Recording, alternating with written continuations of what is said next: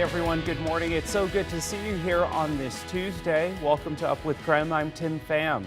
Meteorologist Thomas Patrick joining us from the Weather Center this morning. Thomas, when I walked out the door this morning, it actually felt pretty good. Yeah, not bad in the temperature department because we know that it can start to get really cold at this hour of the morning. It is October after all, but the cloud cover can provide a bit of a blanket, so those temperatures being held up just a little bit more. But some good news on Doppler radar is that the rain from yesterday cleared out quickly through the overnight hours, and if I actually stop the time frame right now, there is not much left over on Doppler radar. Maybe just a little bit of some ground clutter, or maybe just some sprinkles on some of the tallest of mountain peaks in North Idaho. But not expecting any rain today, and those temperatures, while they're starting out at around 50 degrees across the inland Northwest, will warm up to the mid to upper 60s for most of the region as the cloud cover will also depart in turn, giving way to mostly sunny skies. With one exception, I think the Palouse will stay fairly cloudy and just a pinch cooler for today.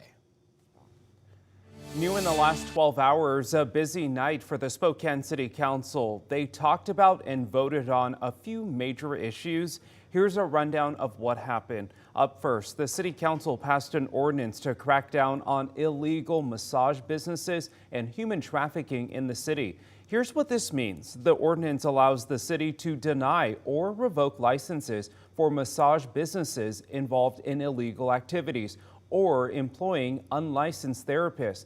Council members say this is all about protecting the reputation of legitimate massage businesses as well as public safety. What we're seeing now are women coming over, typically from China. The organization is based on the west side, bringing women over here to ostensibly do massage, but there are other things that they do. And so this is curbing that activity. Up next, the council also appointed the interim city administrator Garrett Jones and code enforcement director Luis Garcia to the Scraps Advisory Board. This will give the city more oversight at the shelter, which is operated by Spokane County. This decision comes 1 week after Scraps euthanized more than a dozen dogs in a single day. Council members recently passed an ordinance limiting this practice, saying it's only allowed when a vet determines an animal is severely injured, sick, or suffering. Scraps told us they will euthanize dogs deemed too dangerous to adopt. The City of Spokane thanks them for their brave work, ensuring people, their pets, and belongings were safely moved to the evacuation shelter. And several Spokane Transit drivers who helped evacuate people in the Medical Lake area during the Gray Fire were honored last night. STA sent more than 20 vehicles to help with the evacuations. This morning, deputies are still investigating exactly what led up to a shooting in Mead from over the weekend. A security guard shot 2 men, killing one and injuring the other. KREM 2 has now learned from the sheriff's office the 2 victims were allegedly trespassing on federal land, which is run by the Department of Energy near the Bonneville Power. Witnesses say the security guard confronted the 2 men because they were trespassing. Deputies say the dispute quickly escalated to a physical fight, with both men attacking the security guard. That is when the guard shot both of them. KREM 2 spoke with a man who says he knew the man who was killed and questions what led up to the deadly confrontation. There's a lot of us that want answers, and accountability, and if there was wrongdoing, justice needs to be going for him. KREM 2 is not naming either of the people shot. The identities of the 2 men have not been released. We do know the second man shot is still in the hospital this morning, though KREM 2 has not been able to confirm his condition. Again, the sheriff's office is still investigating the shooting. At this time, no charges have been filed. Brand new for you this morning, the man who shot a Spokane police officer in a drive-by shooting last June has pleaded guilty to attempted murder and 12 other charges. Court documents show last June, Ray Winecoop ambushed a Spokane police officer driving on Garland, shooting him twice. He also recorded the shooting on a camera. Police say Winecoop deliberately targeted police as a way to gain street cred.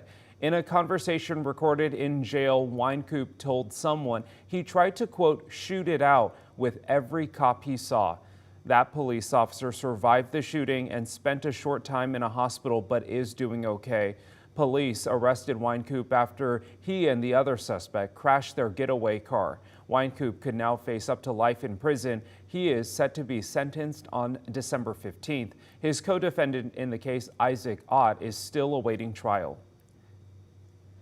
It's now been nearly 2 months since the Gray and Oregon road fires destroyed hundreds of homes and properties across the inland Northwest. Recovery efforts will likely take months, and as that process continues, Spokane County Commissioners will meet today to discuss funding options. KREM 2's Brandon T. Jones live at the Spokane County Courthouse right now. Brandon, what are commissioners expected to talk about at today's meeting? Good morning.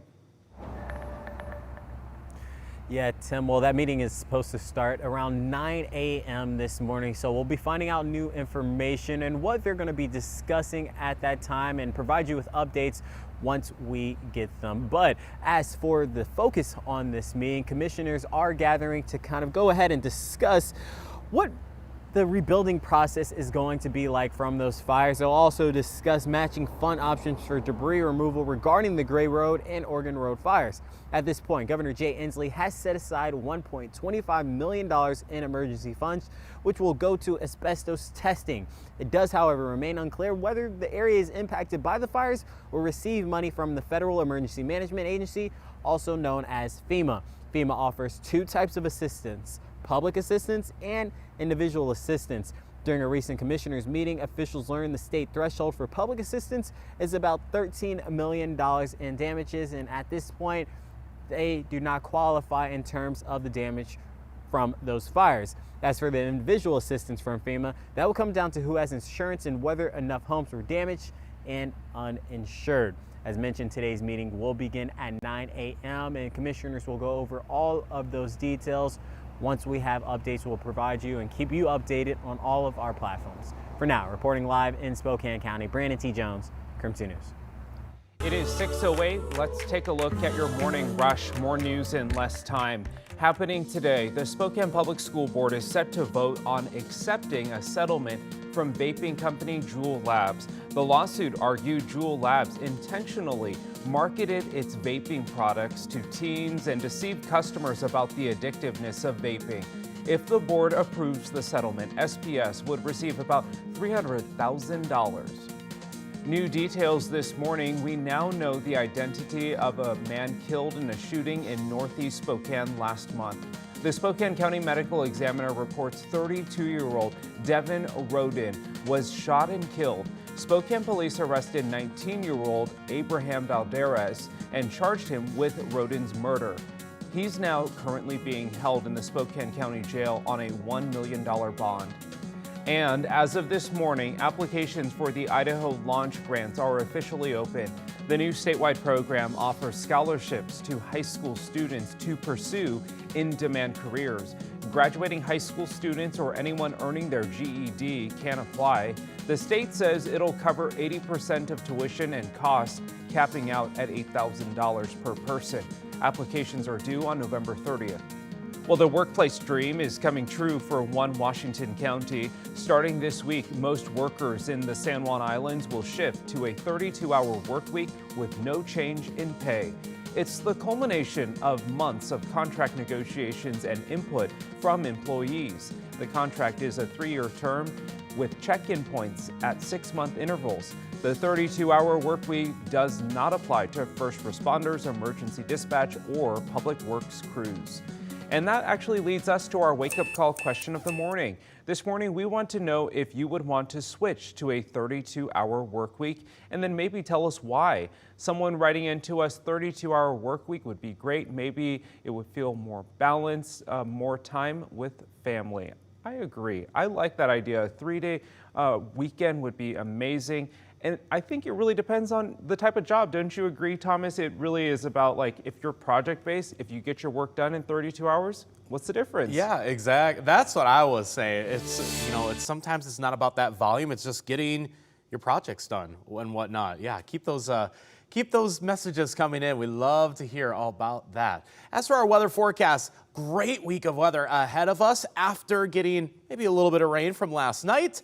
That is gone, and the clouds will follow suit pretty shortly here as well. We're going to start the day cloudy and we'll finish the day sunny. And we see that on your school forecast. Morning hours, about 50 degrees and cloudy. As the kids are heading home in the afternoon, 65 and mostly sunny conditions. And the more sunny it is today, like it is in central Washington, the warmer it's going to be in the low 70s there. Compare that to Pullman, one of our cooler spots for today, where the clouds will stick around a little bit longer in our southeastern areas.